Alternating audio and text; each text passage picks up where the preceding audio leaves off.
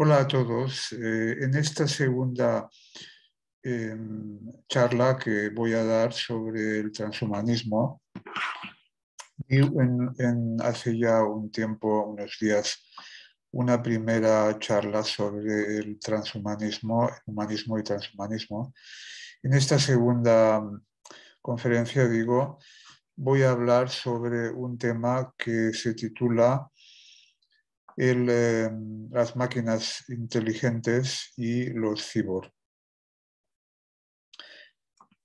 En el aspecto actual que tenemos en nuestra sociedad, el desarrollo de la eh, computación y el desarrollo de que cada vez estamos más habituados a desarrollar componentes electrónicos que tenemos siempre a nuestro alrededor, se puede decir que este nuevo, eh, esta nueva forma de ver la vida, que es a través de las máquinas, nos van a cambiar posiblemente mucho la vida en un futuro ya que queda muy próximo a nosotros. Eh, Voy a empezar entonces con la primera parte de la conferencia, que serían las máquinas inteligentes. Las máquinas inteligentes se empiezan a desarrollar cuando Alan Turing descubre la cinta perforadora y von Neumann construye el primer ordenador en la Universidad de Princeton en Estados Unidos en 1952.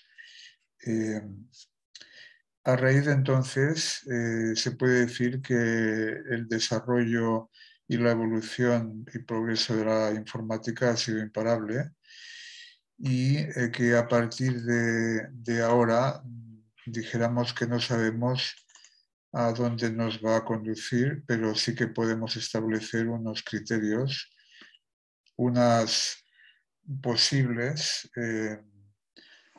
formas de entender de cómo podría ser ese futuro inmediato que nos va a afectar y a nosotros y a nuestras próximas generaciones. Aquí está la cinta perforadora de Alan Turing. Eh, el ordenador, esto es una máquina que descifraba, además Alan Turing también trabajó para los aliados, en Inglaterra estuvo descifrando mensajes que venían procedentes de los nazis cuando querían, dijéramos, lanzar las U-2 sobre Londres y invadir Inglaterra, y pudo descifrar por medio de esta máquina pues muchos mensajes que alertaron al gobierno británico y a la población.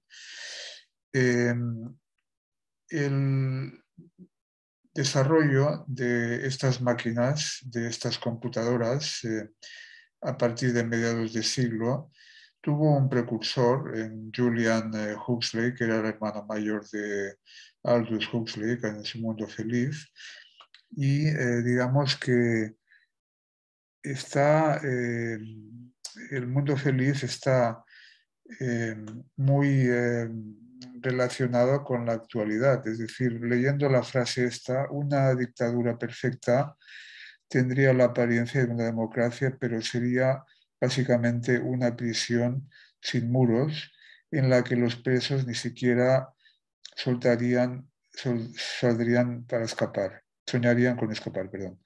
Sería esencialmente un sistema de esclavitud en el que gracias al consumo y el entretenimiento los esclavos amarían su servidumbre.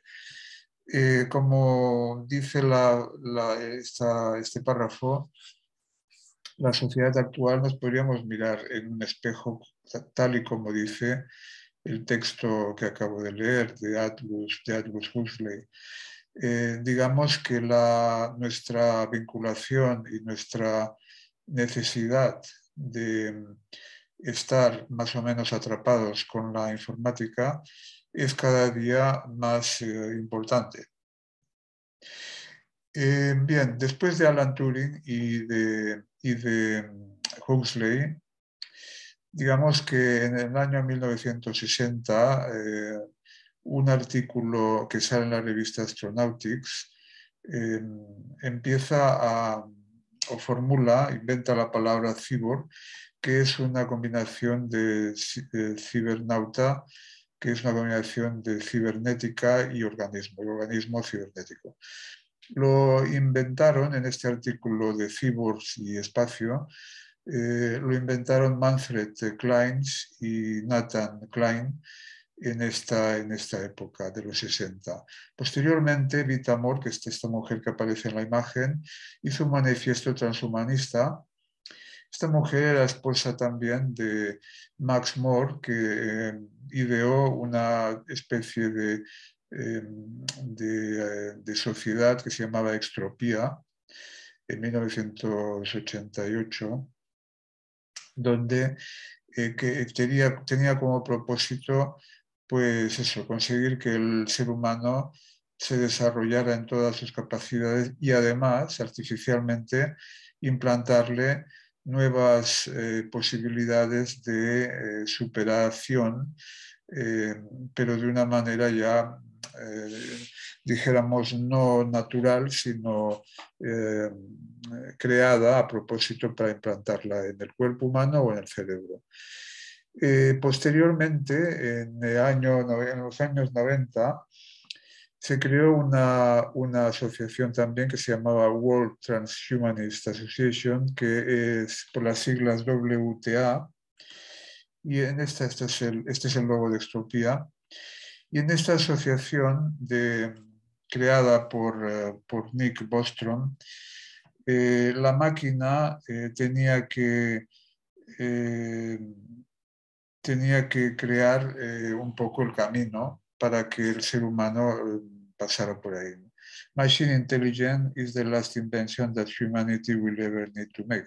Esta frase realmente da un poco de miedo, puesto que si de verdad la humanidad, con la invención de la inteligencia artificial, ese es el último invento que hace, esto quiere decir que la raza humana desaparecerá de la faz de la Tierra para que otra raza posthumana o transhumana o como se quiera llamar, y pues posiblemente reemplazará nuestra raza, nuestra humanidad y nuestra forma de estilo de entender la vida y el cosmos.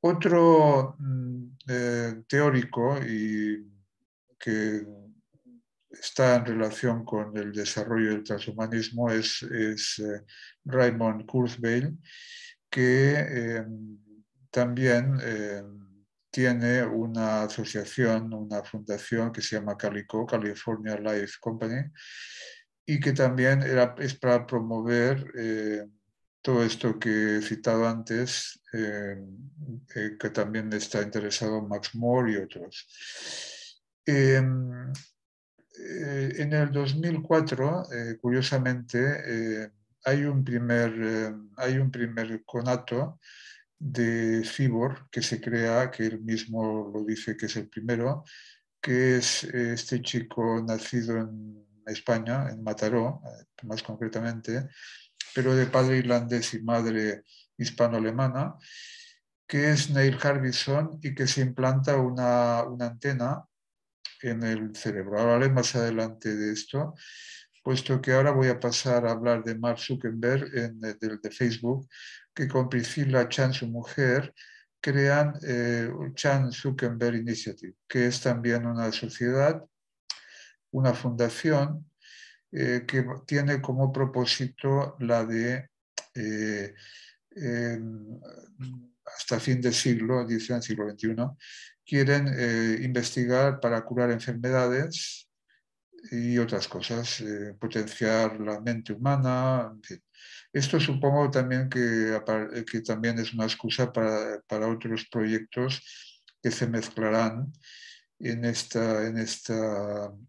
con esta idea, y que estos proyectos dijéramos que a lo mejor no son tan tan sencillos de entender, ¿no? Puesto que curar enfermedades es una cosa muy altruista, pero que también seguramente Zuckerberg está también desarrollando en esta sociedad proyectos que son un poco más, dijéramos, ocultos, que no sabemos cuál puede ser el resultado. Otro visionario del transhumanismo es Elon Musk, que está creando eh, una, una gran compañía que es el Skynet, donde lanza satélites que quieren cubrir toda la atmósfera terrestre. Y estos Skynet, que son satélites, digo, van a tener una red mundial para comunicar. Eh, Elon Musk también ha desarrollado el coche Tesla y otras iniciativas como la del implante del primer chip en el cerebro humano, haciendo un agujero en el hueso occipital, y para que el ser humano pueda comunicarse telepáticamente a un móvil y después ya directamente a otro cerebro. Es decir, la telepatía, la radiotelepatía, puesto que esto no es telepatía en sí, la telepatía sería algo natural, sin el uso de ningún adminículo o máquina. Esta forma de ver el futuro es, dijéramos, sospechosa y a la vez es algo enigmático y que también puede resultar terrorífico en parte, depende de cómo se mire. También esta es verdad la opción de que esto a lo mejor es la salvación de la raza humana porque vamos a llegar a ser casi inmortales y vamos a ser superiores como nunca antes lo habíamos sido, ¿no? Digamos que esto tiene mucho que ver con el algoritmo y el desarrollo de las matemáticas, que tres filósofos muy importantes del siglo XVII, como fueron Locke, como fueron Descartes y como fueron también Francis Bacon, desarrollaron con sus teorías filosóficas del mecanicismo. Pero claro, en el siglo XVI-XVII, estos filósofos que idearon estas filosofías mecanicistas basadas en la matemática, no preveyeron o no tenían ni idea de que la tecnología posteriormente luego se haría con prácticamente todo el desarrollo y la evolución que tenemos actualmente en este siglo XXI. Claro, ¿dónde arranca ese progreso tan espectacular de la tecnología que ya es imparable? Pues empieza en la Inglaterra del siglo finales del XVIII, principios del XIX, cuando se empiezan a crear las máquinas. La máquina de vapor, evidentemente, es un avance importantísimo que allana el camino para que luego se construya todo lo demás. Uno que no he nombrado es también David Pearce, que crea también en esta World Transhumanist Association la idea de crear un mundo feliz, como parecido al de Huxley.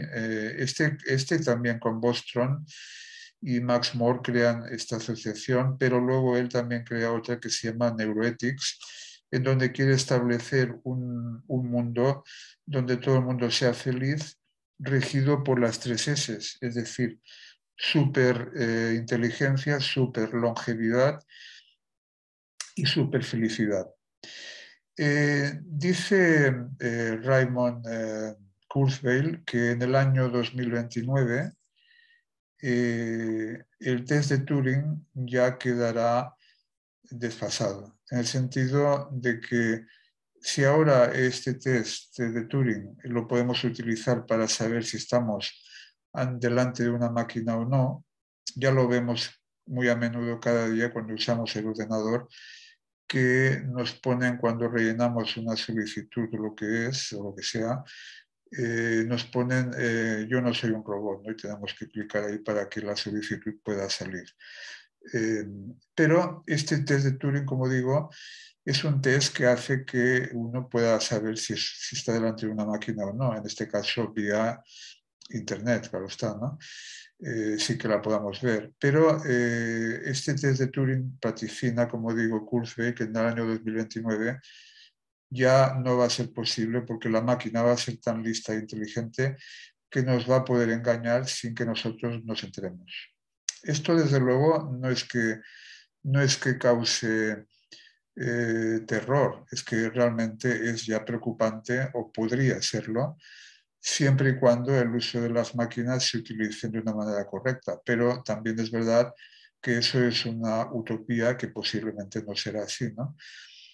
Entonces, cuando hablamos de este aspecto del transhumanismo, tendríamos que hablar también de que hay dos corrientes. He citado cosas negativas, he citado cosas positivas, y estas dos corrientes del transhumanismo serían básicamente pues la de que una corriente sería eh, la, la que es tecnocientífica, dijéramos, que es la de Kurzweil, Minsky y Mobarek, que quieren crear un mundo donde el ser humano deje de existir prácticamente porque se le implantarán artificialmente chips en el cerebro, en el cuerpo, en todas las partes posibles, para que pueda superarse a sí mismo como raza orgánica para llegar a el punto de ser un figure, de ser, de ser pues algo que va más allá de la comprensión actualmente que podamos incluso intuir, ¿no? Bueno, los genes evidentemente se pueden manipular también a un nivel biológico y esto es lo que está haciendo la segunda corriente del transhumanismo. Como digo, hay una corriente que es mucho más radical, que es la tecnocientífica, y otra corriente que es la cultural o la biológica, que cree que eso se puede hacer también, pero de una manera mucho más moderada, conservando la parte biológica del ser humano y de esta manera no poner en peligro la propia subsistencia de la propia raza humana como tal. Aquí tenemos a Chan, a la señora Chan y a Mark Zuckerberg en esta asociación que he citado antes. Y lo que hablaba sobre los algoritmos está relacionado con eso, con estas dos caras de perfil del cerebro humano.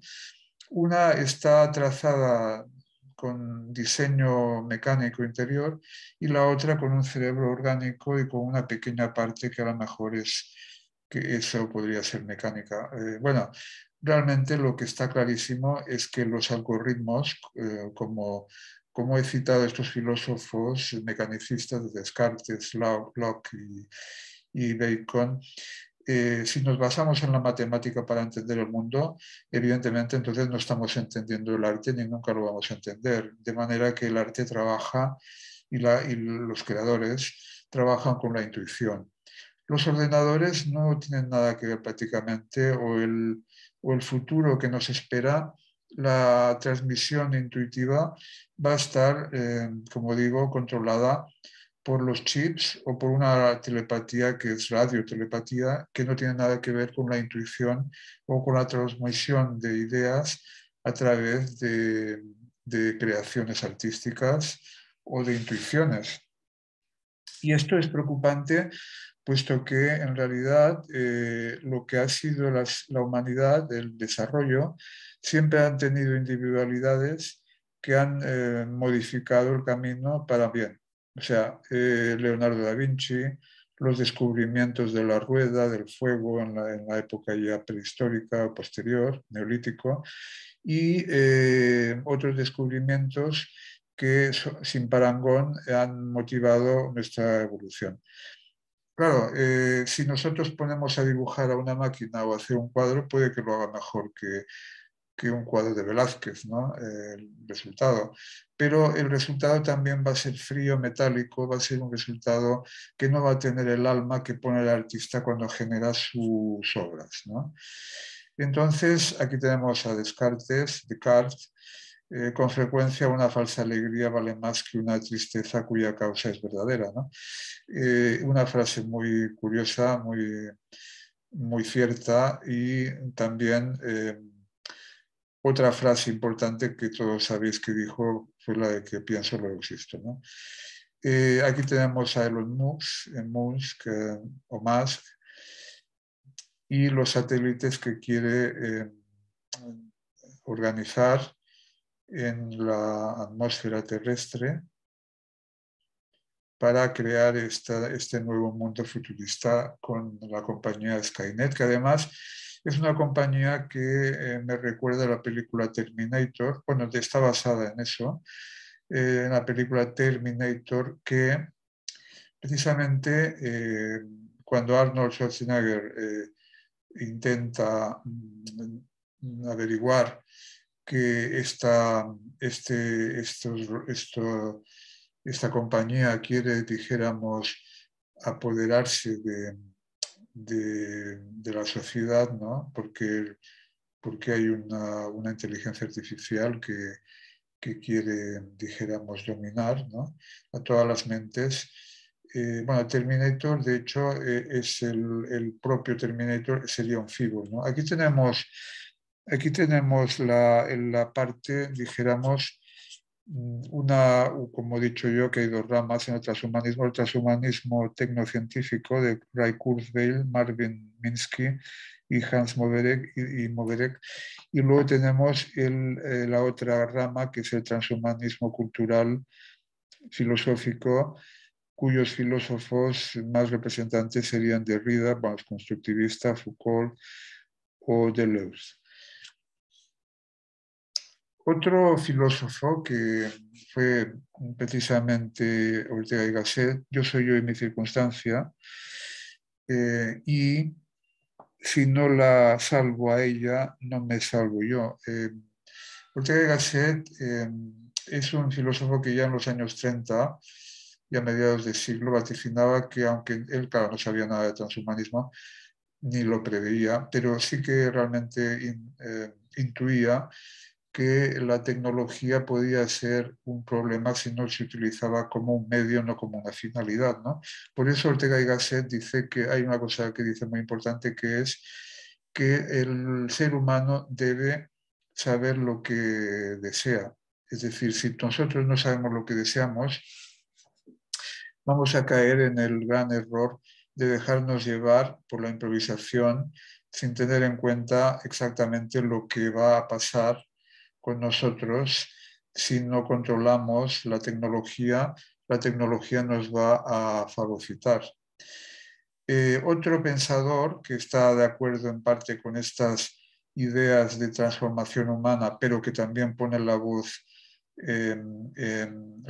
alta para decir que hay un peligro también inminente si nos dejamos llevar por la tecnología y si no hay control, ¿no? Es Noam Harari.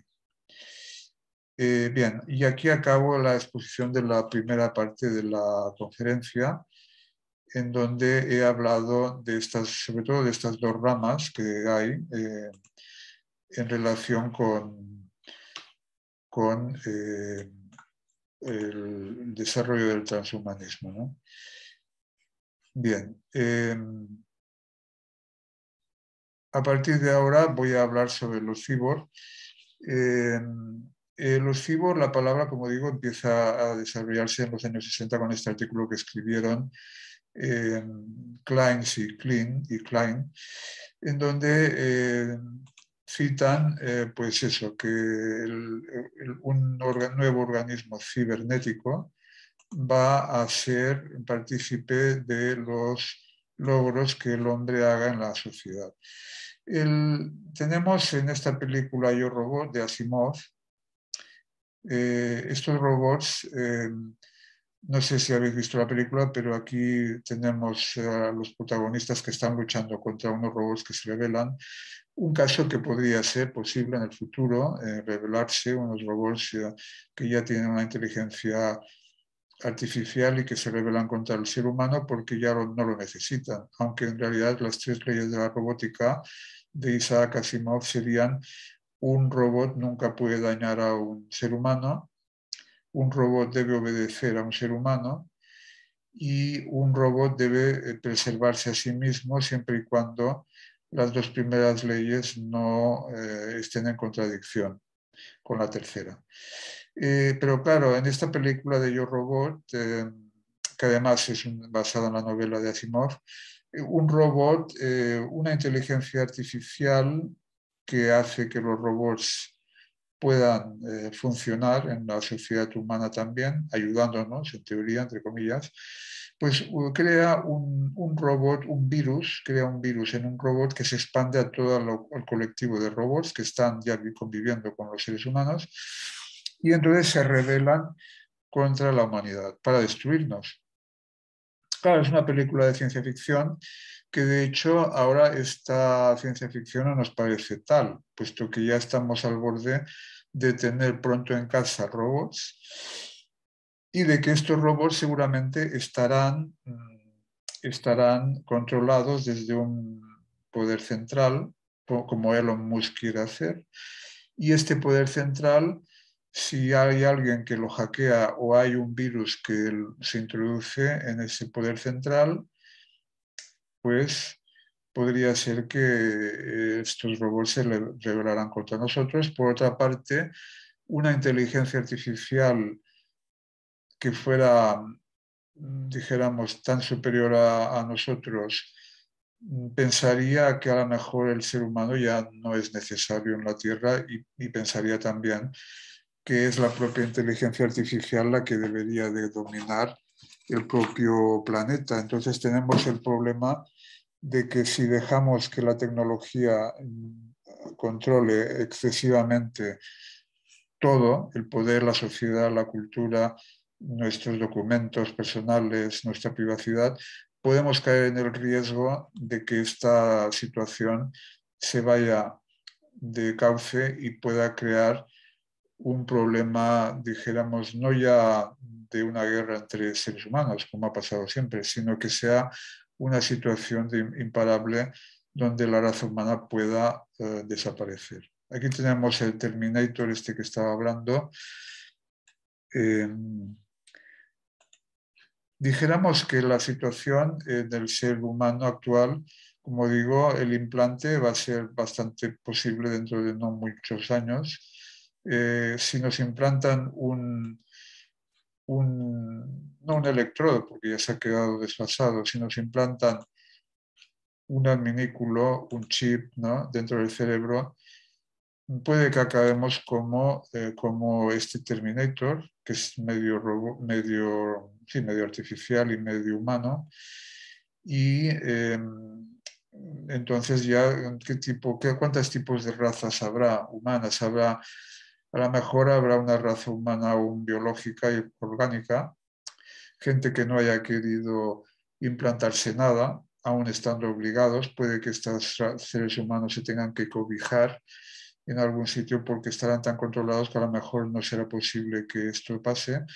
Habrá una raza humana con chips implantados y habrán robots, es decir, que habrán unas diferencias notables entre un humano y otro, y al final, ¿quién será el que estará gobernando? Pues no lo sé, porque si se establece un gobierno planetario, posiblemente si este gobierno planetario está dominado por la tecnología, puede que no sea el mejor futuro que nos pueda esperar, ¿no? Aquí tenemos también estas escenas del Yo Robot, de la película, y tenemos también una visión de Kurzweil que predice que el ser humano también en el 2045, cuando ya se implante los chips en el cerebro, se pueda descargar el cerebro en un ordenador, una descarga del cerebro humano. Entonces, esta persona que descargue su propio cerebro es una persona que va a seguir viviendo o morirá o vivirá dentro del ordenador, ¿no? Son dudas que nadie de momento nos podría responder, puesto que el cerebro está metido en la caja craneal, ¿no? El cerebro se ha desarrollado a lo largo de los años de la existencia humana, millones de años. Bueno, de hecho, hace 1 millón de años que el cerebro cambió del Australopithecus, Pithecanthropus, primeros homínidos, evolucionó al Homo, al hombre al Neandertal, al hombre de Cro-Magnon, Homo sapiens. Pero la cuestión es que la caja craneal se agrandó y las neuronas comprimidas en el cráneo se redujeron, como pasa hoy en día con los ordenadores, que reducen tamaño para poner más conexiones, ¿no? Y más chips. La ley de Moore, que predice que cada 2 años se duplica la información que tiene un ordenador y el tamaño se hace a la mitad. Bien, en la caja craneal, como digo, del Homo sapiens, del Homo habilis, de nuestros antepasados prehistóricos, adquirió un notable volumen de 1.500 centímetros cúbicos, que fue realmente un engrandecimiento espectacular. Y a partir de ahí tenemos que tener en cuenta que los homínidos como el Australopithecus tenían 800 centímetros cúbicos, no más.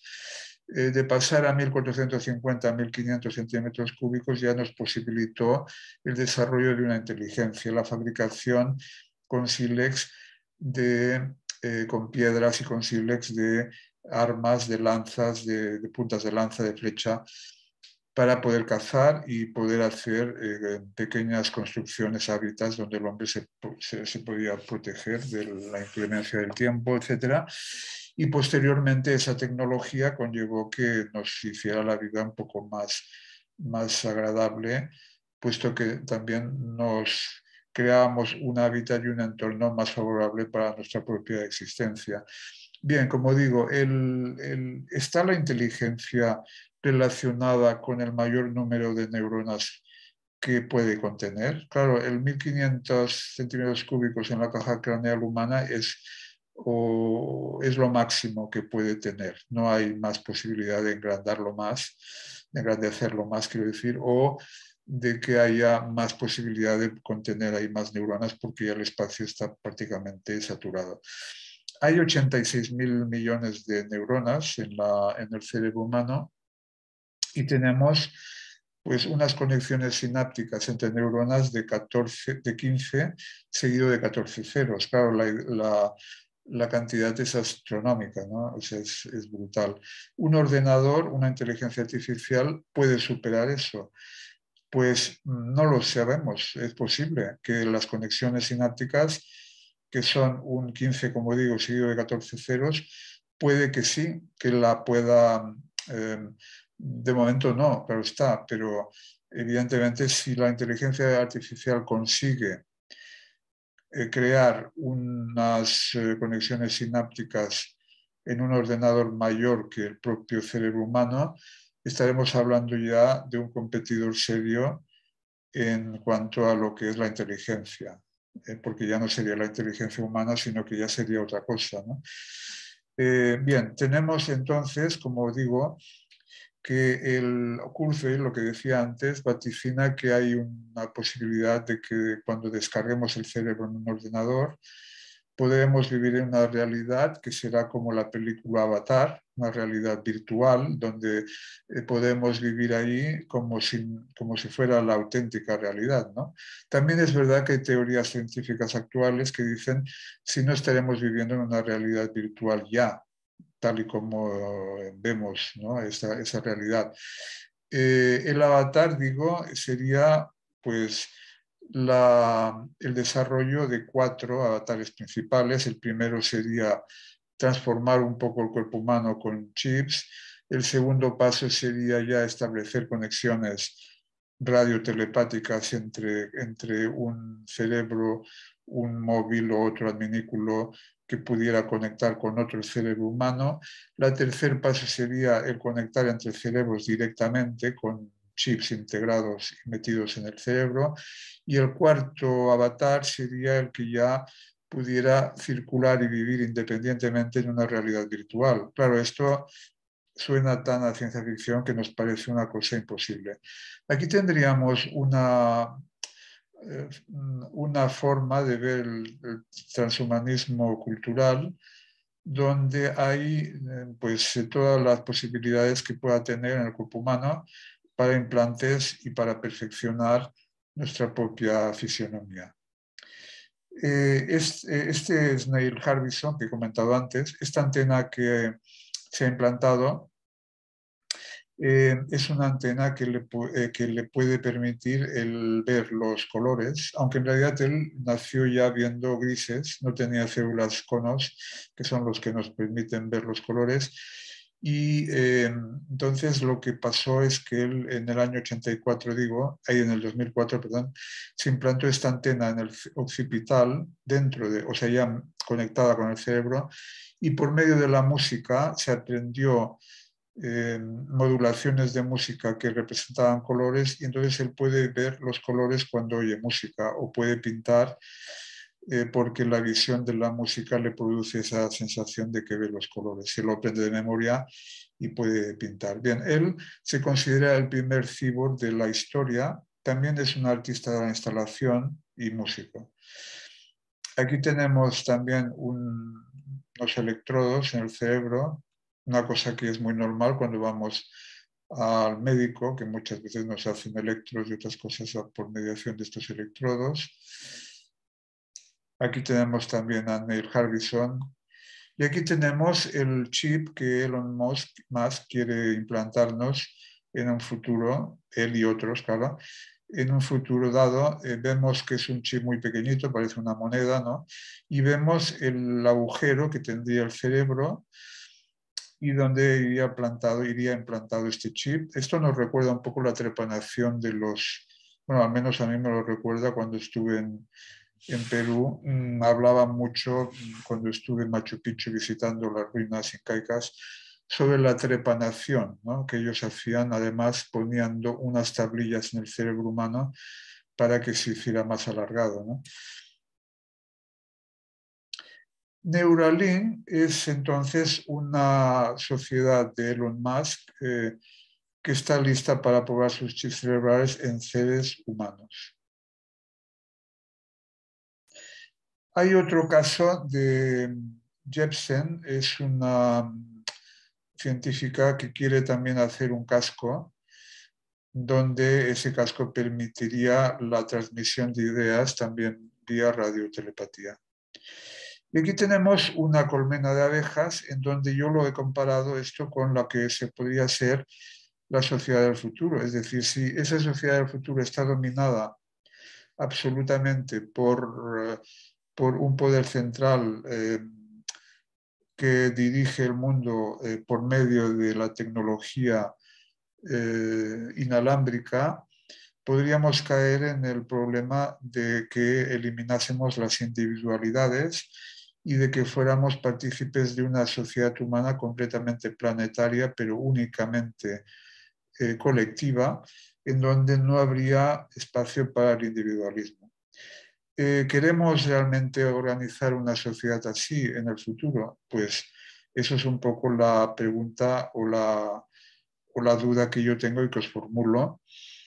Aquí tendríamos el desarrollo del cerebro humano de estos 1500, 1400 centímetros cúbicos, y este sería la comunicación por medio de Neuralink con chips incrustados en el cerebro, una forma telepática de comunicar, pero que no sería una telepatía natural, sino que sería una telepatía, dijéramos, creada artificialmente. Bien, como que ya creo que se está acabando el tiempo, doy acabada la charla, espero que os haya gustado. Y también tengo en mente una tercera charla, una tercera conferencia, cuyo tema ya os avanzaré más adelante, en breve. Sobre todo, os doy las gracias por vuestra asistencia o por que si habéis conectado con el vídeo y hasta la próxima. Hasta luego.